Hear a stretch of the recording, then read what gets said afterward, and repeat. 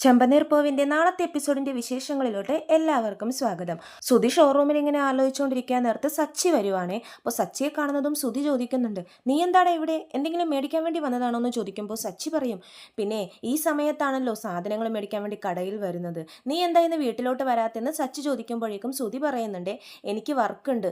അപ്പോൾ സച്ചി പറയും, ഓ പിന്നെ എന്ത് വർക്ക്, 10 മണിയാവുമ്പോൾ തന്നെ മൂടിപ്പൊതച്ചുറങ്ങുന്നവനാ, എന്താടാ വീട്ടിൽ വരാത്തെന്ന് ചോദിക്കുമ്പോഴേക്കും സുധി വീണ്ടും പറയുന്നുണ്ട്, പണിയുണ്ട്, അതാ ഞാൻ വരാത്തെന്ന് പറയുമ്പോഴേക്കും സച്ചി പറയുന്നുണ്ട്, ഇത് നീ എടുത്ത തീരുമാനമാണോ അതോ വേറെ ആരെങ്കിലും നിന്നെ കൊണ്ട് എടുപ്പിച്ചതാണോ എന്ന് ചോദിക്കുമ്പോൾ സുധിക്ക് ദേഷ്യം വരുവേ, നീ എന്താ എനിക്ക് സ്വന്തമായിട്ട് തീരുമാനം എടുക്കാൻ അറിയില്ലെന്നാണോ പറഞ്ഞു വരുന്നത്, ഞാനായിട്ട് തന്നെ തീരുമാനിച്ചതാ, ലോഡൊക്കെ വരാനുണ്ട്, എനിക്ക് കണക്ക് നോക്കണം, അതുകൊണ്ടാണ് ഞാൻ വരാത്തെന്നൊക്കെ പറയുവാണ്.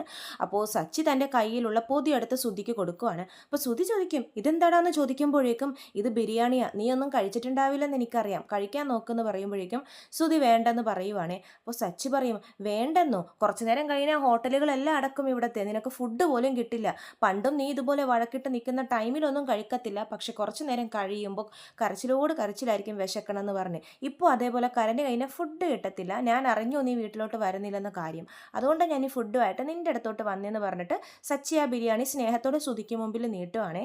നീ പണ്ട് തൊട്ടേ വിശപ്പ് സഹിക്കുന്നവനല്ല എന്ന് എനിക്ക് നല്ലതുപോലെ അറിയാം, വാ നമുക്കിത് കഴിക്കാമെന്ന് പറഞ്ഞിട്ട് സുധിയും കൂട്ടിക്കൊണ്ടുപോയി ആ ബിരിയാണി കൊടുക്കുന്നുണ്ട് സച്ചി.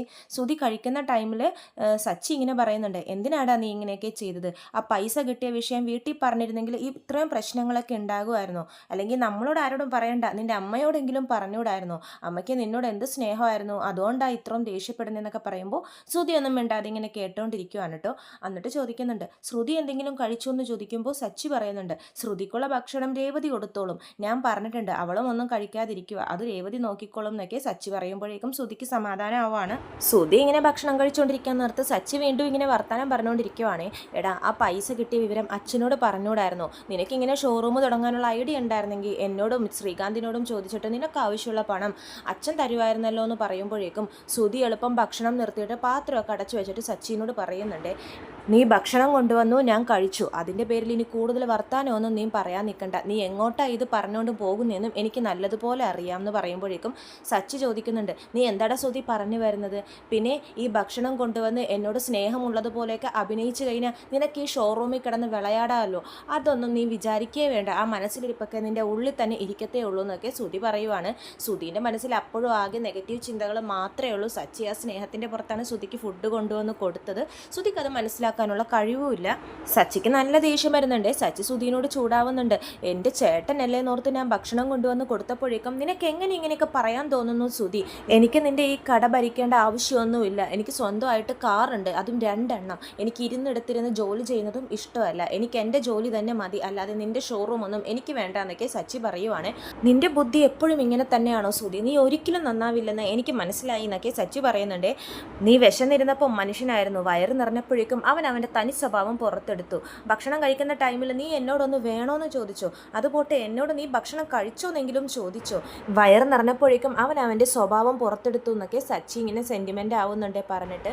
സുധിക്ക് പക്ഷേ ഇതൊന്നും മനസ്സിലാവുന്നില്ല. സച്ചി ലാസ്റ്റ് ദേഷ്യമെന്ന് പറയുന്നുണ്ട്, നിനക്കൊക്കെ ഭക്ഷണം കൊണ്ടുവന്ന എന്നെ പറഞ്ഞാൽ മതി എന്ന് പറഞ്ഞിട്ട് ഷോറൂമിൽ നിന്നും ഇറങ്ങിപ്പോവാണ്. സുധി എപ്പോഴും നല്ല കൂളായിട്ട് തന്നെ ഇരിക്കുവാണ്.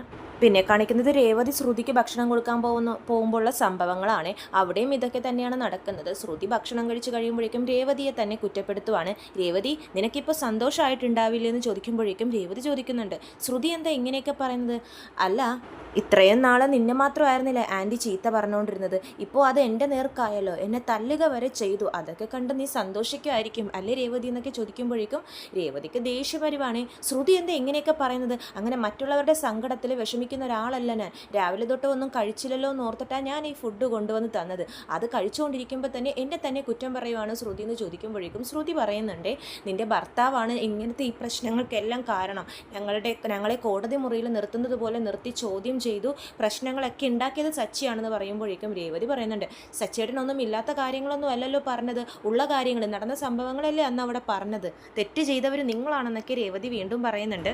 നിങ്ങൾ രണ്ടുപേരും മിണ്ടാതെയും വിശന്നും ഇരിക്കുമ്പോഴേക്കും എനിക്കും സച്ചേട്ടനും കൂടിയായിരുന്നു വിഷമം എന്നൊക്കെ പറയുമ്പോഴേക്കും ശ്രുതി പറയുന്നുണ്ട്, പിന്നെ നിങ്ങൾക്ക് വിഷമം ഇതൊക്കെ ഞാൻ വിശ്വസിക്കുന്നു തോന്നുന്നുണ്ട് രേവതിക്കെന്ന് ശ്രുതി ചോദിക്കുമ്പോഴേക്കും രേവതിക്ക് ഒന്നുകൂടെ ദേഷ്യം വരുവാണേ. അതെ, വിശന്നിരിക്കുന്നല്ലോ എന്നോർത്ത് ഭക്ഷണം കൊണ്ടുവന്ന എന്നെ പറഞ്ഞാൽ മതി, ആരോടൊക്കെ സഹതാപം കാണിക്കണമെന്ന് ഇനിയെങ്കിലും കണ്ടുപഠിക്കണം എന്നൊക്കെ രേവതി ഇങ്ങനെ സ്വയം ഇരുന്ന് പറയുന്നുണ്ട്. ശ്രുതിനോടൊന്നും പറഞ്ഞിട്ട് കാര്യമില്ല, ശ്രുതി എല്ലാം വേറെ രീതിയിലേ ചിന്തിച്ചെടുക്കത്തുള്ളൂ. ഭക്ഷണം കഴിച്ച് കഴിഞ്ഞിട്ട് പാത്രം കൊണ്ട് നടക്കളയിൽ വെച്ച് തേച്ച് വെച്ചോ എന്നൊക്കെ പറഞ്ഞിട്ട് രേവതി അവിടെ നിന്നും ദേഷ്യത്തിൽ പോവാണ്. പിന്നെ കാണിക്കുന്നത് സച്ചി രേവതിയോട് നടന്ന സംഭവങ്ങളൊക്കെ പറയുവാണ്. രേവതി, നീ പറഞ്ഞപ്പോഴേക്കും അവൻ ഭക്ഷണമൊന്നും കഴിച്ചിട്ടില്ലല്ലോ എന്നോർത്ത് ഞാൻ ബിരിയാണിയും കൊണ്ട് ഷോപ്പിൽ പോയി. വയറ് നിറച്ചും ബിരിയാണി കഴിച്ചതിന് ശേഷം അവൻ എന്നോടൊരു ചോദ്യം ചോദിച്ചു. ഞാൻ മനസ്സിൽ പോലും ഓർക്കാത്തൊരു ചോദ്യമാണ് അവൻ ചോദിച്ചതെന്ന് പറയുമ്പോഴേക്കും രേവതി പറയുന്നുണ്ട്, എന്താ സച്ചിയേട്ടാ അത്? ഭക്ഷണമൊക്കെ അവന് വേണ്ടി മേടിച്ചു കൊണ്ടുവന്ന് സ്നേഹപ്രകടനമൊക്കെ നടത്തി ആ കട അടിച്ചു മാറ്റാനുള്ള പ്ലാൻ അല്ലേ എന്നൊക്കെ ചോദിച്ചു എന്ന് പറയുമ്പോഴേക്കും രേവതി ഇങ്ങനെ നെട്ടി നിൽക്കുവാണേ. അങ്ങനെയൊക്കെ ചോദിച്ചോ? ആ രേവതി, അതും ആദ്യമൊന്നുമല്ല, അവൻ്റെ വയർ നിറഞ്ഞു കഴിഞ്ഞിട്ടാണ് അവൻ ഈ ചോദ്യം ചോദിച്ചതെന്നൊക്കെ സച്ചി പറയുന്നുണ്ട്. അവനോട് സ്നേഹം കാണിക്കാൻ പോയാൽ എനിക്കിത് കിട്ടണം എന്ന് പറയുമ്പോഴേക്കും രേവതി പറയുന്നുണ്ട്, ഈ ശ്രുതിയും ശ്രുതിയും എന്തായാലും നല്ല മാച്ചാ, രണ്ടുപേരും ഒരുപോലെ തന്നെയാണ് ചിന്തിക്കുന്നതെന്നൊക്കെ പറയുമ്പോഴേക്കും സച്ചി പറയും, അതെന്താ രേവതി? അല്ല, ഈ ശ്രുതിയും ഒന്നും കഴിച്ചിട്ടില്ലല്ലോ എന്നോർത്ത് ഞാൻ ഫുഡ് കൊണ്ടുപോയി കൊടുത്തപ്പോഴും കഴിച്ചു കഴിഞ്ഞപ്പോൾ ശ്രുതിയും പറഞ്ഞത് ഇതേ ഡയലോഗാണ്. അപ്പോൾ സച്ചി ഇങ്ങനെ അത്ഭുതത്തോടെ നോക്കുവാണ്. ആ സച്ചി ഏട്ടാ, ഭക്ഷണം കഴിച്ചു കഴിഞ്ഞിട്ട് അവൾ പറയുവാണ്, ഇവിടെ വീട്ടിൽ നടക്കുന്ന സംഭവങ്ങളൊക്കെ രേവതി കണ്ടുകൊണ്ടിരിക്കുമല്ലേ, അതൊക്കെ കണ്ട് രേവതി സന്തോഷിക്കുമല്ലേ, രേവതിക്ക് സന്തോഷമായില്ലേ എന്നൊക്കെ ഉള്ള ഒരുമാതിരി ചോദ്യം ചോദിക്കുക. ഇവർക്ക് രണ്ടുപേർക്കും എങ്ങനെ ഇതുപോലെ ഒരേപോലെ ചിന്തിക്കാൻ സാധിക്കുന്നു എന്നൊക്കെ രേവതി ചോദിക്കുന്നുണ്ട്. ഇതിൽ നിന്നും എനിക്കൊരു കാര്യം മനസ്സിലായെന്ന് സച്ചി പറയുവാണേ, ഇവരിനി പട്ടിണി കിടന്നാലും നമുക്കൊരു കുഴപ്പമില്ല രേവതി, ഇനി അവർ വിശന്നിരുന്നാലും ശരി, നമുക്ക് അവരെ പറ്റി ഒരു ചിന്തയും വേണ്ട എന്നൊക്കെ സച്ചി പറയുവാണ് രേവതിനോട്. അപ്പോൾ രേവതി പറയും, അതേ സച്ചിയേട്ടാ, നമുക്കിനി അവരുടെ കാര്യത്തിൽ ഇടപെടണ്ട, അവരെന്താ ഇങ്ങനെ രണ്ടുപേരും ഒരുപോലെ ചിന്തിക്കുന്നതെന്നൊക്കെ അവർ പരസ്പരം ഇങ്ങനെ സംസാരിച്ചുകൊണ്ടിരിക്കുകയാണ്. പിന്നെ കാണിക്കുന്നത് രേവതിയുടെ അമ്മയുടെ പൂക്കടയിൽ വെച്ചിട്ട് വീട്ടിലെ സംഭവങ്ങളൊക്കെ അമ്മേനോടും ദേവുവിനോടും ശരത്തിനോടൊക്കെ ആയിട്ട് പറയുവാണേ. അപ്പോൾ ദേവുവിന് അതൊക്കെ കേൾക്കുമ്പോൾ ഭയങ്കര സന്തോഷമാവുന്നുണ്ട്. അപ്പോൾ രേവതിയുടെ അമ്മയാണെങ്കിലോ, ദേവു ഇങ്ങനെ സന്തോഷിക്കില്ലേ, മറ്റൊരാളുടെ ദുഃഖത്തിൽ സന്തോഷിക്കുന്നത് തെറ്റാണെന്ന് പറയുമ്പോഴേക്കും ശരത്ത് ചോദിക്കുന്നുണ്ട്. എല്ലാവരും ചോദിച്ച ചോദ്യങ്ങൾ തന്നെയാണ് ശരത്തും ചോദിക്കുന്നത്.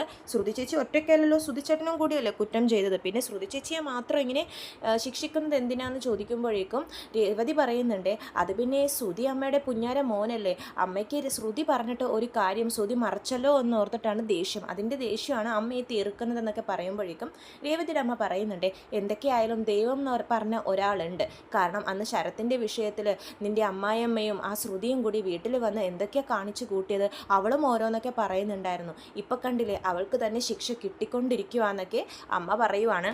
അപ്പോൾ ദേവവും പറയുന്നുണ്ട്, അന്ന് ശകുനം ശരിയല്ല, ഇപ്പോൾ ഈ വീട് മേടിക്കുന്നതൊന്നും വേണ്ട എന്നൊക്കെ രേവതി ചേച്ചി പറഞ്ഞപ്പോൾ രേവതി ചേച്ചിക്ക് അസൂയാണെന്നല്ലേ പറഞ്ഞത്, ഇപ്പോൾ എന്നിട്ട് എന്തായി, അവർക്കിട്ട് തന്നെ തിരിച്ചു കിട്ടുന്നത് കണ്ടില്ലേ എന്നൊക്കെ ദേവു പറയുവാണ്. അപ്പോൾ ശരത്ത് പറയുന്നുണ്ട്, രേവതി ചേച്ചി ഈ ശ്രുതി ചേച്ചിയുടെ ജീവിതത്തിൽ എന്തെങ്കിലും പ്രശ്നം ഉണ്ടാവുമെന്ന്, ഏതെങ്കിലും കുഴി ചെന്ന് ചാടുമെന്നും എനിക്ക് നേരത്തെ അറിയാമായിരുന്നു എന്ന് പറയുമ്പോഴേക്കും ദേവു ചോദിക്കുന്നുണ്ട്, അതെങ്ങനെ നിനക്കറിയാടാ? അപ്പോഴേക്കും ശരത്ത് മറ്റൊരു സത്യം ശ്രുതിയെ പറ്റിയുള്ളത് വെളിപ്പെടുത്തുവാണ്. ശ്രുതി ചേച്ചി ആൻ്റണി ചേട്ടൻ്റെ ഓഫീസിൽ ഇടയ്ക്കിടയ്ക്ക് വന്നു പോവാറുണ്ടെന്ന് ശരത്ത് പറയുമ്പോഴേക്കും രേവതി ഇങ്ങനെ നെട്ടി നിൽക്കുവാണ്. എന്നിട്ട് ചോദിക്കുന്നുണ്ട്, ശ്രുതി എന്തിനാണ് ആൻ്റണിയെ കാണാൻ വേണ്ടി വരുന്നത്, ശ്രുതിക്കപ്പോൾ ആൻ്റണി അറിയാവോ എന്നൊക്കെ ചോദിക്കുമ്പോഴേക്കും ശരത്ത് പറയുന്നുണ്ട്, ആൻ്റണി വലിയ സെലിബ്രിറ്റി ഒന്നും അല്ലല്ലോ, പലിശക്ക് കൊടുക്കുന്ന ആളാ, അപ്പോൾ കാശ് മേടിക്കാൻ വേണ്ടിയിട്ട് ആൻ്റണി ചേട്ടൻ്റെ അടുത്തോട്ട് വരുന്നതെന്നൊക്കെ ശരത്ത് പറയുമ്പോഴേക്കും രേവതിക്ക് അത് അടുത്തൊരു ഷോക്കാവുകയാണ്. ശരത്തെ, നീ വെറുതെ ഓരോന്നും പറയല്ലേന്ന് പറയുമ്പോഴേക്കും ശരത്ത് പറയുന്നുണ്ട്, ഞാൻ എന്തിനാ ചേച്ചി വെറുതെ പറയുന്നത്, ഞാൻ കണ്ടിട്ട് 2 പ്രാവശ്യം ശ്രുതി ചേച്ചി അവിടെ വന്നിട്ടുണ്ട്, കണക്കൊക്കെ നോക്കുന്നത് ഞാനല്ലേ, എനിക്കറിയാം ശ്രുതി ചേച്ചി പൈസ മേടിക്കാൻ തന്നെയാണ് അവിടെ വരുന്നത്. അപ്പോൾ ദേവു ചോദിക്കുന്നുണ്ട്, ശ്രുതി ചേച്ചി നിന്നെ കണ്ടിട്ടില്ലെന്ന് ചോദിക്കുമ്പോഴേക്കും, ഹേ ഇല്ല, ഇവരെ കാണുമ്പോഴേക്കും ഞാൻ അവിടെ എവിടെയെങ്കിലും മറഞ്ഞു നിൽക്കും എന്നൊക്കെ പറയുവാണ് ശരത്ത്. അവൾ വലിയ കോടീശ്വരിയൊക്കെ അല്ലേ, അവൾ എന്തിനാ ഇങ്ങനെ പൈസ കടം വാങ്ങുന്നതെന്ന് ചോദിക്കുമ്പോഴേക്കും ദേവു പറയുന്നുണ്ട്, അത് പിന്നെ അച്ഛൻ ജയിലിലല്ലേ അതായിരിക്കും എന്ന് പറയുവാണ്. അപ്പോൾ രേവതി പറയുന്നുണ്ട്, പൈസ കടം മേടിച്ചതല്ല ഇപ്പോൾ പ്രശ്നം, എന്തിനാ ആൻ്റണിയുടെ കയ്യിൽ നിന്ന് മേടിക്കുന്നു, ആൻ്റണി നമ്മളുടെ കുടുംബവും തമ്മിലുള്ള പ്രശ്നങ്ങളൊക്കെ ശ്രുതിക്കറിയാം, എന്നിട്ടും ആ ആൻ്റണിയുടെ അടുത്ത് തന്നെ ഈ ശ്രുതി എന്തിനാ പോകുന്നതെന്നൊക്കെ രേവതി ഇങ്ങനെ ചോദിക്കുവാണ്. ശ്രുതി ആ വീട്ടിലെ പെണ്ണാണെന്ന് ആൻ്റണിക്ക് അറിയാവോ എന്ന് ചോദിക്കുമ്പോഴേക്കും ശരത്ത് പറയുന്നുണ്ട്, അതൊക്കെ നല്ലതുപോലെ അറിയാമെന്ന് പറയുവാണ്. ശ്രുതിയും വരാറുണ്ടോ എന്ന് ചോദിക്കുമ്പോഴേക്കും, ഹേ ഇല്ല, അവരൊറ്റക്കാ വരാറ്, പിന്നെ കൂടെ കൂട്ടുകാരത്തി ഉണ്ടാവാറുണ്ടെന്നൊക്കെ ശരത്ത് പറയുന്നുണ്ട്. രേവതിക്ക് ഒന്നുകൂടെ ഷോക്കാവാണ് ശ്രുതിയെ പറ്റിയുള്ള ഈ വിവരം കേൾക്കുമ്പോഴേക്കും, ഈ ശ്രുതി ആരാ എന്താന്നൊക്കെ നമുക്കിനിയും മനസ്സിലാക്കാനുണ്ട് എന്നൊക്കെ രേവതി പറയുവാണ്. ഇത്രയും കാണിച്ചുകൊണ്ടാണ് നാളത്തെ എപ്പിസോഡ് അവസാനിക്കുന്നത്. ചെമ്പനീർപ്പൂവിൻ്റെ കൂടുതൽ വിശേഷങ്ങൾ ഞാൻ എൻ്റെ ചാനലിലൂടെ അപ്ലോഡ് ചെയ്യുന്നതാണ്. ചാനൽ സബ്സ്ക്രൈബ് ചെയ്യാത്തവർ സബ്സ്ക്രൈബ് ചെയ്യണം. വീഡിയോ ഇഷ്ടമെങ്കിൽ ലൈക്ക് ചെയ്യാനും മറക്കരുത്. എല്ലാവർക്കും നന്ദി.